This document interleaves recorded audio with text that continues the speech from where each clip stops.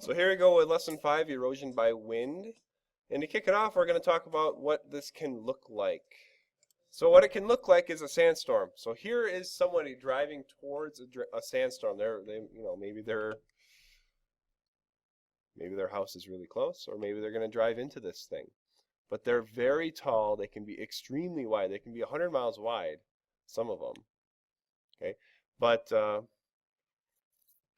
sandstorms are a big issue in Middle Eastern countries. They can be a big issue down in Arizona, New Mexico area when it gets really dry and really dusty. And this is a prime example of wind erosion. So sometimes we can even see dust storms from space. For example, that would be Mars, but off of the Horn of Africa, a lot of times in the Atlantic Ocean, you'll see just lots and lots of dust in a giant storm that came off the Sahara Desert. This isn't the Horn, excuse me. Off the Sahara Desert, you'll see a big plume of dust that's come off. Okay. Here's another picture. This is the Sinai Peninsula of lots and lots of dust blowing around. Okay. So wind erosion. Wind erosion has caused this rock to be worn down over time just like this. It's all balanced, it's all very strong, but slowly that sand has worn away at it. So what is wind erosion? Wind causes sand particles to wear away surrounding rock. And what we were seeing earlier, wind can also carry away soil or dust or sand or dirt, whatever. So that's kind of the two ends of wind erosion. It'll erode this rock. This rock is eroded, or the wind can carry away soil, which is a form of erosion in itself. Okay. Now, there are types of wind erosion.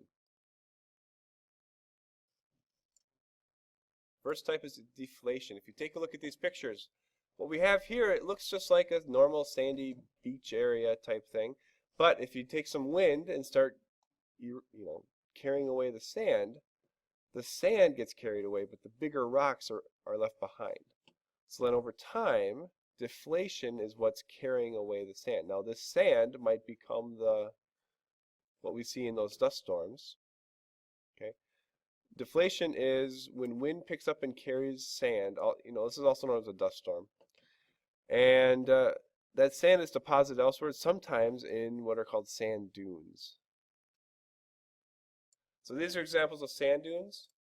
You've seen these before, but these sand dunes are being reshaped, built up, torn down by wind erosion. And, this sand dune, if we looked at it now, I'm sure this picture is a few years old, it's probably not even here anymore, but there's probably a big one over here because the wind moves them across the landscape. Now, deflation is basically picking up sand. All right. Abrasion is just like if you get an abrasion on your arm, you get a scratch on your arm, you get something bad on your arm. It's when sand, which is carried by wind, slams into larger rocks and wears away the larger rock, just like sandpaper. So here's our example. We have sand hitting it. Over time, you'll get a flat surface. Now, in the notes, I included this picture of these arches in this cave area that's just been slowly made larger and larger by sand being blown through here by the wind.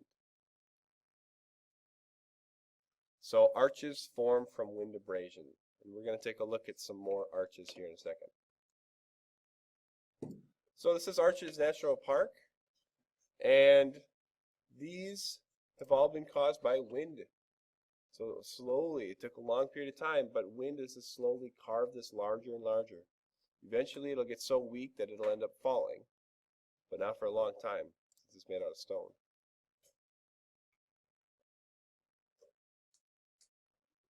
So here's some kind of fun. Some climbers somehow figured out how to make a rope swing out of an arch. And I'm showing this to you to show you how large these arches really are. They're really big. And that looks like a lot of fun.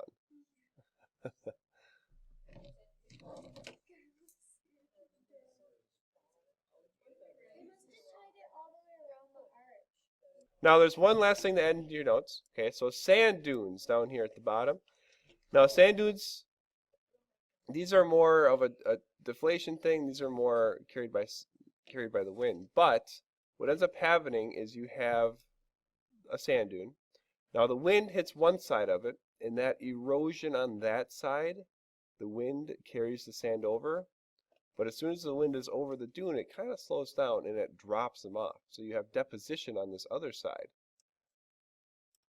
So the wind hits the sand dune, carries the sand and deposits it. Now over time, if you're eroding this side of the bank and depositing on this side, the sand dune's going to shift over. And it's going to travel for a while. And so if you came back to that same area a year later, or maybe even just a month later, the sand dune moves, and now it's over here. It probably changed shape and looks totally different. So sand dunes are really temporary. Okay, so there's one more thing we need to talk about, and that's wind erosion, kind of seeing the big picture and how this is going to affect us or has affected us in the past. And make sure you watch for what we did to the land, especially out in the prairies, where people were plowing up prairie grass, which was holding the soil together and leaving it exposed, plus a drought caused something really bad in the past. So here we go. Soil, a collection of minerals, organic matter, nutrients, gases, and water. Soil is responsible for the production of the vast majority of the world's food supply. Soil is a virtual necessity for civilizations to thrive, but soil isn't of any use if it blows away. In this program, we'll examine the causes and effects of wind erosion and what can be done to control it. Substantial portions of Asia, the Middle East, and North Africa were once fertile lands supporting prosperous populations. But through soil exhaustion and ruin, they changed to their present barren state. In many countries, soil erosion by wind has depleted the fertility of the soil, and in some, it has transformed fertile lands into sandy deserts. In North America, relatively little wind erosion occurred, while the land was under natural vegetation. Through overgrazing and cultivation of the land, the stage was set for wind erosion during dry periods or droughts, especially in the Great Plains. During the 1930s, the farming of marginal lands in the Great Plains, combined with a prolonged drought, culminated in dust storms and soil destruction of disastrous proportions. This period, known as the Dust Bowl, inflicted great hardships on the people and the land, and has been called our nation's greatest ecological disaster. Even today, the threat of wind erosion has not gone away, especially on agricultural land in arid and semi-arid regions in the United States and throughout the world. On 75 million acres of land in the United States alone, it is still a dominant problem, with 4 to 5 million acres moderately to severely damaged each year. Wind erosion damages the soil by physically removing the most fertile part, lowering water holding capacity, degrading soil structure, and increasing soil variability across the field, resulting in reduced crop production. It also causes plant damage from abrasion, blowouts, and deposition. In addition, some soil enters the atmosphere where it obscures visibility, pollutes the air and water, causes automobile accidents, fouls machinery, and imperils animal, plant, and human health. If we go back to this map really quickly, you'll notice that Minnesota is susceptible to this. If you go to western Minnesota, you'll see that there's a lot of flat, kind of dry, kind of, sandy areas that, we have as fields. And if there was a lot of drought, we could have dust storms here, especially if this were to all dry out for a year or two, and then the wind came right here, we could have our own dust storms. So this is a problem that we should know more about. And going back to what we learned about no-till farm management, this is why farmers aren't plowing their fields up so much anymore. It's to try to hold those roots in the ground, even if they're dead roots from last year, to try to keep the soil where it is. That's it for our wind erosion notes. Try to let me know if you have any questions.